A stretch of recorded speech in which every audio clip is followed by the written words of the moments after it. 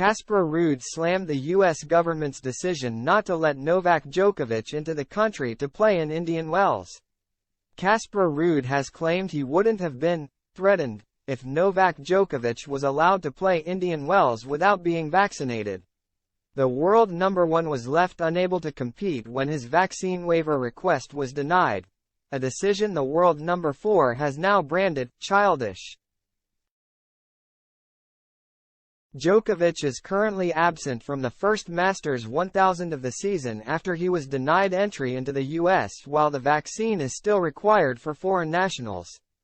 The decision not to let him into the country caused some controversy, with multiple American politicians calling on Joe Biden to reverse his decision.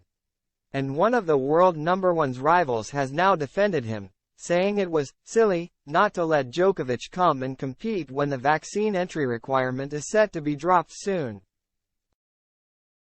On May 11, speaking on his Eurosport podcast, Ruud said he didn't see Djokovic as a health threat despite being unvaccinated.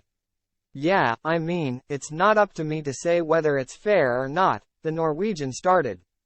"I think the rule is silly if he's not a threat to the community at all at this stage whether or not he's vaccinated, so that's something that I can say."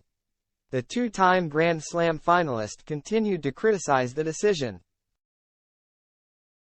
adding, "It's a bit sort of childish because the rule changes in a couple of weeks so they could and might as well change it already."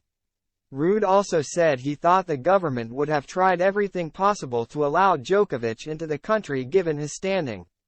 "But rules are rules and I am sure they have tried everything that they can.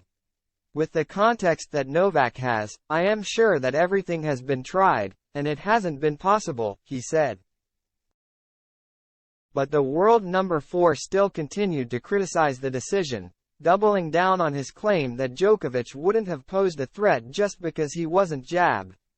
"In general, the country has sort of banned unvaccinated until in around a month. I think they will open the ban or something, so it is a bit silly if you ask me, but it's fair or not, I don't know.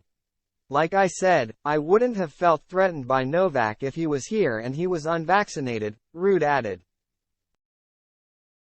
It remains to be seen whether there is any change on the decision that would allow Djokovic to play in Miami, but the tournament begins in 3 days with men's singles action starting on March 24, meaning time is running out.